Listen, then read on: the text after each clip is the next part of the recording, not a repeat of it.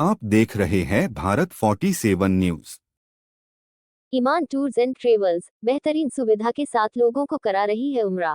में हम अपना चर्चा नहीं है राजा भैया भी कोई चर्चा विचार कर रहे हैं मानव कि चर्चा कराई जाए या ना कराई जाए। ऐसे तथ्य जो ना है वो कुछ बताना चाहते जी 5 मिनट 5 मिनट 2 मिनट कुछ तथ्य जो इस सदन में रखे गए उसके बाद कभी उनको भी सूचना दी है तो श्रीमन वो आपत्तिजनक है। कुछ बिंदु मैंने भी उनकी भी नोट नोटिस सदन की कार्रवाई लाइव देखी जाती है, रिकॉर्ड रहता है।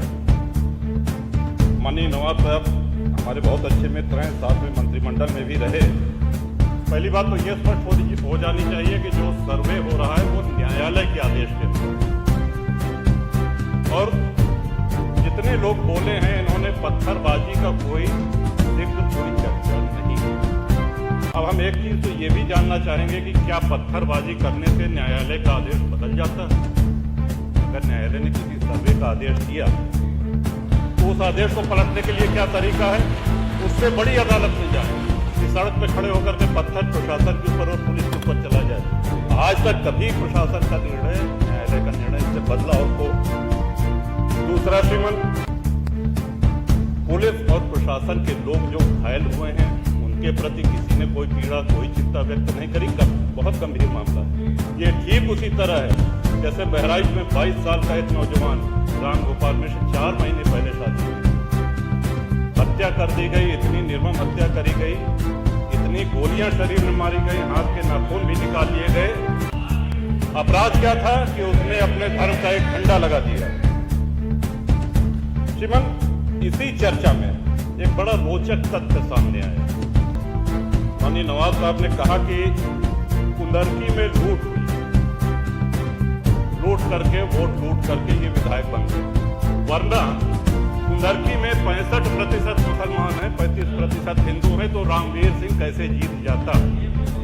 ये कार्रवाई में हमारा। तो मनोहर, एक सवाल हम ये भी करना चाहते हैं कि जिन विधानसभाओं में मुस्लिम मतदाता की संख्या हिंदू से कम है, क्या वो लूट करके विधायक बन के आते हैं?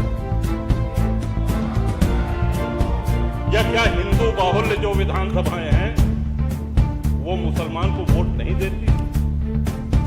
इस हिसाब से तो यही लगता है कि सबसे बड़ा आश्चर्य धरती का यही हो गया कि जब 65% मुस्लिम है तो हिंदू कैसे जीत गया? आज पहला दिन है इन लोगों का सदन में। हमने अनुरोध किया था जो नए सदस्य जीत के आए हैं कम से कम परिचय कराते हैं, हम लोग की पहचान है।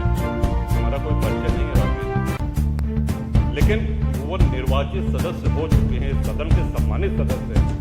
उनका इस तरह से अपमान करना, उनको लुटेरा कहना, ये तो आपत्तिजनक है। और सर्वे हम बोल रहे तो आप बोल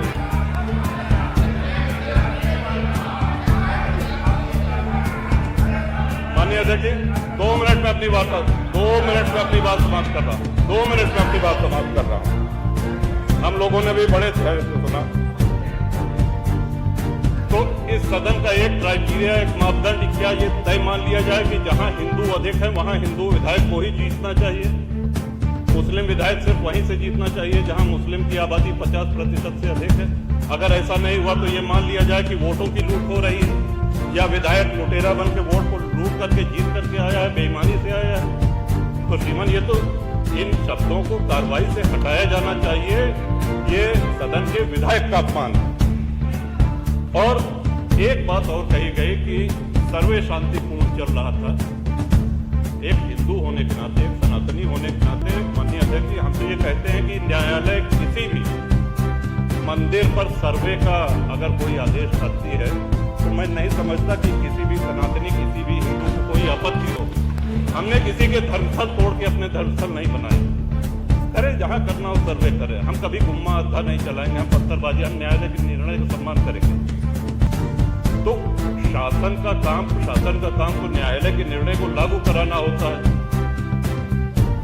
तो इसलिए माननीय अध्यक्ष जी, इस पे चर्चा कराई जाए। चर्चा में भाग लेने की इच्छा इधर भी है, इधर भी है। ईमान टूर्स एंड ट्रेवल्स बेहतरीन सुविधा के साथ लोगों को करा रही है उम्रा। आप देख रहे हैं भारत 47 न्यूज।